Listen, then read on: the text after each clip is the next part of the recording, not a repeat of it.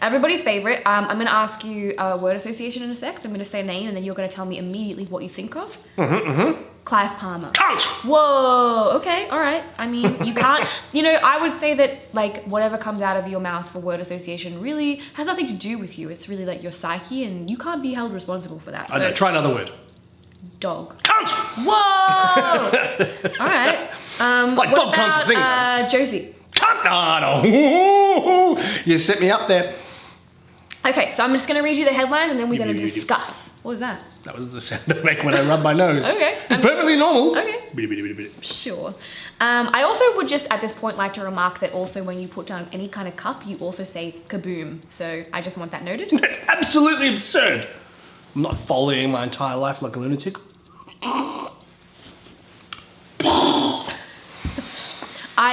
I waited for that because I knew that that's what was going to happen. Oh, I've been together for so long. How geez. tediously predictable I have become. All right, you ready for these headlines? Australian mining magnate Clive Palmer will lodge documents with the country's High Court this week, arguing Western Australia's border closure is unconstitutional, as the state again recorded no new cases of COVID-19. The AAP reports. The extra A is for argument. Palmer wanted to visit WA for meetings with business people, Senator Matthias Cormann, and potential 2021 state election candidates for his United Australia Party, which is the greatest party of all time, obviously, but was rejected due to coronavirus restrictions. Alex, you're some guy in Victoria. What do you reckon about Clive Palmer trying to take Western Australia to court because that fat cunt can't do what he wants? He's a fucking piece of shit. All he does is swan in, sues heaps of people. He's corrupt as fuck. Would you not go, like, if you were, like, again, if you become a millionaire, you're just like, I would love to be corrupt, like, at this point. Like, I'm just gonna corrupt, I'm just gonna, like, do bad stuff. You can't touch me, I'm just gonna sue you. My power, I use it, zap, zap, zap. Like, is that what happens? Power corrupts? I mean, I think someone did say that. Shit, someone said this better than us. Where did we see it? It was like a Lindsay Ellis essay or something like that. But although the cliche says that power always corrupts, what is seldom said is that power always reveals. When a man is climbing, trying to persuade others to give him power, concealment is necessary. But as a man obtains more power, camouflage becomes less necessary. It's not so much that, power corrupts and absolute power corrupts absolutely, but more that, those with power, you get to see their true desires because they have the means to manifest. That's why there's so many fucking billionaire pedophiles. Whoa! I don't know what point I'm trying to make. Look, Besides that Epstein didn't kill himself. I mean, obviously. No. It's what Clive Palmer does, right? Is Clive Palmer to blame for Clive Palmer? Or is he... Did we create this monster? Is the world that exists kind of like... It's not... Does he really know what's happening? Like, it's like... If you were going to be a cartoonishly monstrous, evil, rich guy, I mean, a la Monty Burns, that seems to... He's not even being ironic. Like, he's just being an evil, rich guy. I think my biggest problem with Clive Palmer is that dinosaur park never happened. We couldn't go. I mean that too, but I never overcame the closure of Wobby's World as far as my Do theme not bring park. up Wobby's World to me. Whoa! Wobby's World has lots of rides, helicopters, fire engines, trams, and slides. Wobby's World. Springs are roads, not a wobby. It's great at Wobby's World. Clive Palmer, the worst thing about him is that he's a shit version of something I already hate. He is the poor man's Trump. Yeah, that's true. I watched him during his campaign trail, and on morning TV, they let him rant unfettered for 5 minutes.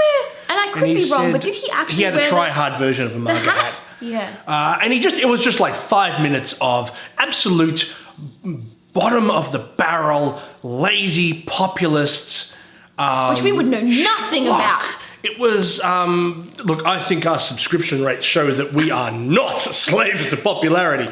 Bottom of the barrel, yes. But, it was just nothing but, Bill Shorten's a crook, and this and that, and other hyperbolic, ridiculous, hysterical... Yeah, firstly, I find a lot of that conduct to be deeply condescending to the audience. He might as well say, you people are fucking morons. Here's some shit that morons like. Let's see if it gets you off your tractor, you proles. And so I can't hate that about him too. But it's just, it's the same as Tim Smith in Melbourne. It's the just weird pretense to being a working class guy. Like they always, like the same with Donald Trump where he's clearly like the poor person's rich man. like just because the man has no taste doesn't mean that he's common or of the common people. Like it just means he's a fat, classless fuck who inherited money, swindled money. Swindled. It's not good if people are describing you as Sucked having it out of the swindled. country, out of the end of the country's dick.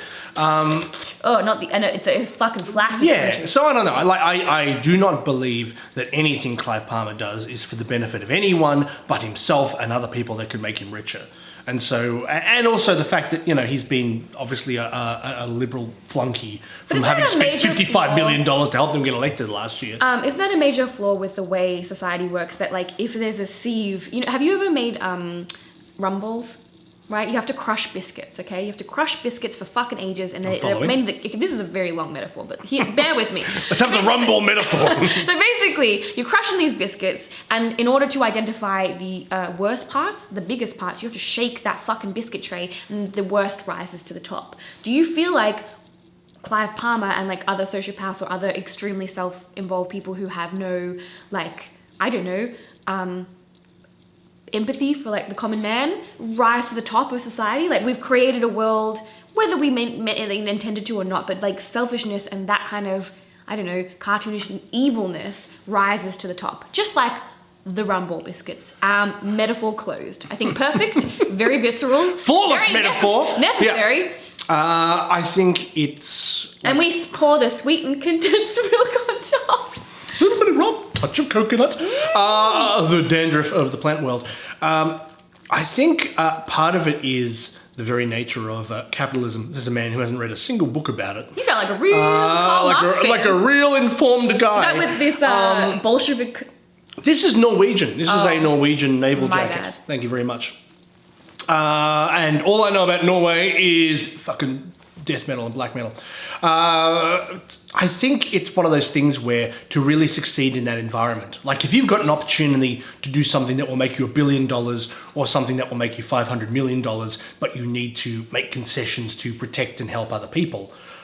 Like the guy who makes $1 billion is the one who chose the noble path of the cunt. And they've gone, well, you know, actually, I choose me. And so the people who continuously say, I choose me, you know, could I do this or could I, you know, take a hit financially but look after others? Could I take a hit financially and, you know, make this and do whatever this venture is but protect the environment more?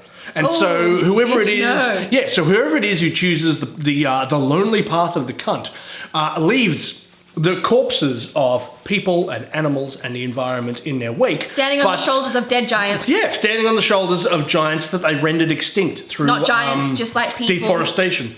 Oh God. Yeah, so it's like I think it's possible to be a successful person in this world and not a monstrous pile of human garbage. You're so optimistic. But it's harder. I mean, again, it's for example, if I may indulge myself with a slight tangent.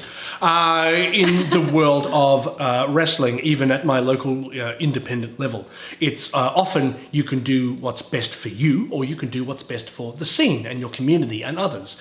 And you may get further by a certain set of metrics if you put yourself first every single time, but you will sort of hurt those around you. And that's the sort of choice, and that's why often the people who make it to the very, very top, not factoring in talent, which is a separate vector, are the ones who choose themselves rather than others. But is that their fault? My point would be so you know, some people are inherently, I think, selfish, whether they were raised that way, whether they're biologically predisposed to being that way. I guess, like, can we really be like, you know, not to say don't dismantle the systems, you know, that create these people or allow them to rise to the top, but can we truly be mad at these people when I don't think that they even know that that's not how other people operate? Is Richard Branson a victim of the society that he was born into? No, not at all. But like, if that's how they fundamentally are, like it's in a way that you could be like, you know, when people realize that they have like a major personality disorder, but then they like, you know, try to basically temper it. I'm Hitler. I didn't realize. Maybe I should like try to when I'm like Be less Hitler-y. yeah. So you know, again, you see you have stimuli, right? And then you have a natural response to the stimuli, but then to fit in with society, you temper that response. Isn't that reasonable? Like, why should I guess I'm just like, he's a shit cunt, but is it his problem? Is it his fault? I don't know. My own instincts are to be selfish and avaricious and to talk over everyone I'm engaging with in conversation. And so it just sort of, it's my responsibility to keep that shit in check. If you are so fortunate to have self-awareness, I would presume that guy, you wouldn't look like that. You wouldn't have that hair if you had self-awareness. That's how I think maybe he thinks know. he's cool. I don't think so. But then that's a lack of self-awareness, for sure. Yeah. Yeah. Yeah. It's our gift is self-deprecation and self-loathing. Oh, and what a gift. I'm blessed with Ignorance is bliss. Contempt for my own self. I'm able to try to keep that shit in check or be like, for example, if someone says, hey, have a bowl of fantails and hand them out to other people, my own personal urge is to just eat them all. No, hide in the cupboard and eat them all because this is mine and I want it all. But I ideally in most circumstances when I'm not drunk and just snatching, delighting on fantails, I go, oh, well, maybe I won't eat them all for me and I'll share them round. I know what I want, but then I try to choose not what I want because I don't want to be a piece of shit. So do you believe that altruism can exist? Like truly being non-selfish? Yeah, but you got to work at it.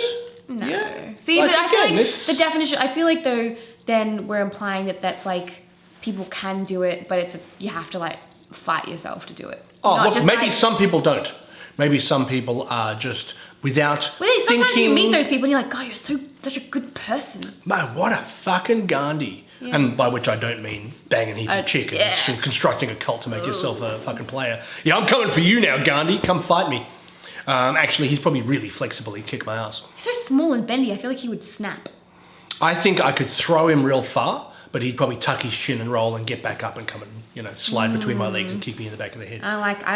Let's not do that. Let's not fight Gandhi. Let's not fight the animated corpse of Gandhi.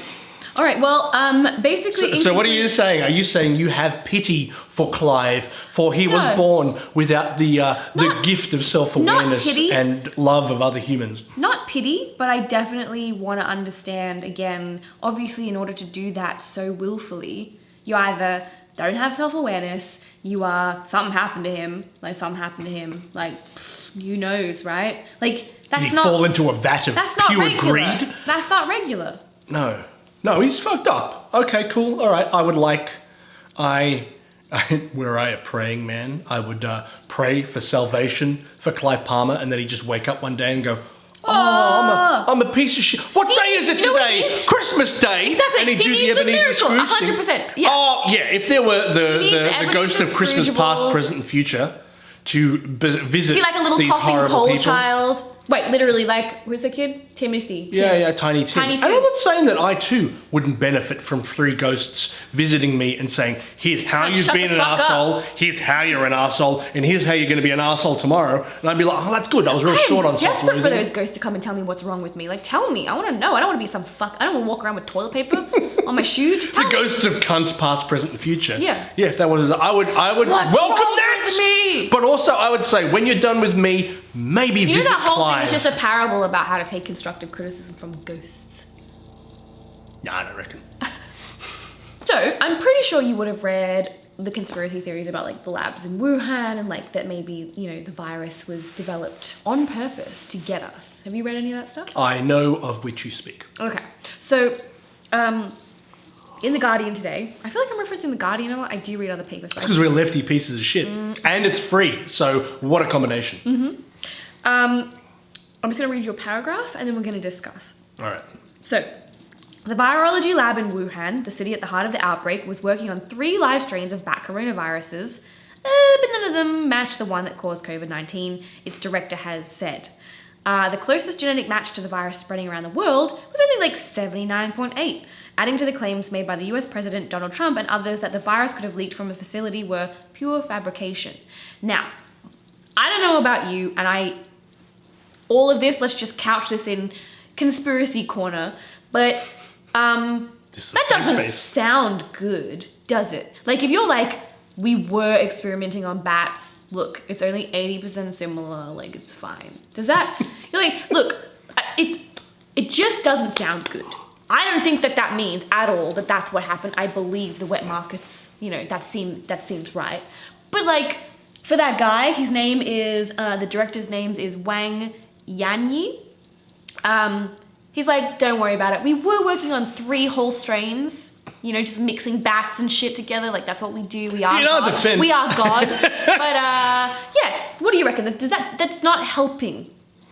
Yeah. It's not helping. It's, I don't know that coming out and go, were you working on an evil bat virus? Well, yeah, but not that one. Yeah, a different one. What were they doing that for? Yeah, that's a shit. Like, I could be fundamentally misunderstanding. Developing them or studying them? They weren't working. Like, they haven't come out and said that we were making. They were working on 3 live strains of bat coronavirus. What do you mean working on? I don't know. Like, if I'm working on a car, I'm restoring it. Were they trying to prepare these viruses? I think we can infer from that one race? paragraph that they were 100% making evil strains, just not this one. So yes, they were working on evil strains. It just wasn't. So, like, to put it in Umbrella Corp terms, oh, look, we were working on the T virus, but this F virus, that's someone else. Sorry. And China is the land of the off-brand. Obviously, as I know every time I go to, oh, cool, a Spider-Man figure. Wait a second, Spider-Man with the proportionate strength and agility of James Spader. Bah! And so, maybe it was like some shit. That. Yeah, I would too. It'd be super sleazy. Yeah, so I don't know. So what are they saying? It's some, like before Secretary, but obviously after Secretary, and then he just riffed on that forevermore. James Spader, you weird, sexy freak. Yeah, so are they saying it was some sort of off-license Wuhan lab who knocked out this pirate version of the bat virus? But, like, I just love that, like, that was going on. Yeah. You think those people are just like, It's such a sci-fi trope, isn't it? It's, you were so busy wondering if you could, you didn't think if you should. Like everything well before Jurassic Park. It's like it's a classic science trope. It's like an old Lovecrafty Do they thing want to be reanimated? Should we be playing God? We should, probably, because, science. But, like, also, maybe why were you fucking with bat goo? And also, how many, what I don't actually have any, maybe this data is out there, but, like, how many, back to the thing. So there is an entire book about the amount of times that we know of that the world was basically on the knife's edge of essentially total destruction. So there's like a story about a guy who basically dropped something that you're not supposed to drop inside of a nuclear reactor and could have, just by pure happenstance and luck, it didn't do the bad thing. And there's like 1,000 other cases like that where we are constantly just on the verge of destroying ourselves, let alone something that we can't control. You mean like meteors sliding by? So some guy rested his drink on the blow up the world button. Yeah. Steve, no! Yeah. Oh. There's a whole, we'll Google it and we'll put it in the links below or on the screen or something. But like, just this idea that like, how many places out there, and again, I am not saying that is how coronavirus happened, I am sure, but again, how many wet markets are out there where like a weird stack of animals is like dripping together, like, pangolin, are we just, bat, I don't believe in the concept of luck, because there's just randomness, and like the reality is, we don't matter ultimately, no offense, sorry. Oh, you mean in terms of a cosmic destiny type of thing? Obviously sorry, again. As a pair of wretched atheists, we don't believe that there are hands at the wheel. Oh, God, it would be so easy to believe that there was hands at the wheel. I mean, how nice would that be? But look, my point being... if the love of Jesus came into my heart.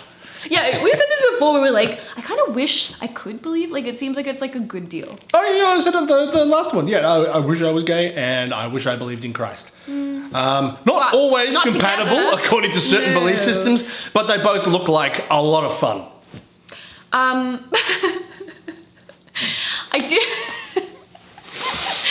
I have to wonder if that's just the one place. How many other places are just like a little bit of this, a little bit of this? Oh shit, we made like a bad thing. Like, is that, because I'm not, me personally in my house, like we're not building anything that could ruin everybody. If you came into the shop, into our studio area, and I'm like, look, Josie, I've made a Hadron Collider out of repurposed action figures and Weet-Bix packets. I don't know. You know what you're doing? I do, and I turn it on.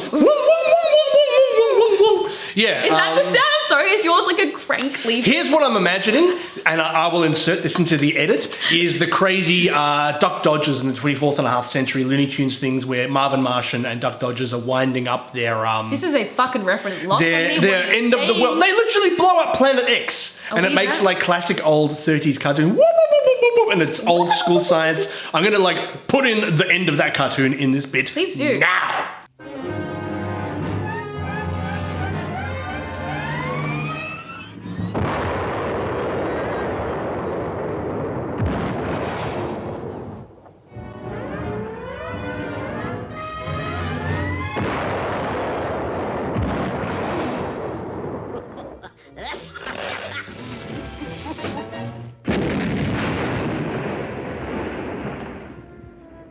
As I was saying, Buster, this planet ain't big enough for the two of us, so off you go. And now, this planet is hereby claimed for the Earth in the name of Duck Dodgers in the 24th and a half century. It'll be a big deal. So anyway, that's how the world ends. Well, again, I would just like to hope that we've been extremely, I guess, fortunate thus far that hasn't happened. But if Fortunate you're sounds like luck, Josie. okay, not luck, but we've been so far. We sure have. And hopefully we continue to be. We're out of here. We're out of time. Your time, which is a precious commodity that it ill behooves us to waste. So, hoofs. So thank you for watching. I hope you're doing okay. Be cool to one another. And that's all you can ask for, really. Be cool to one another.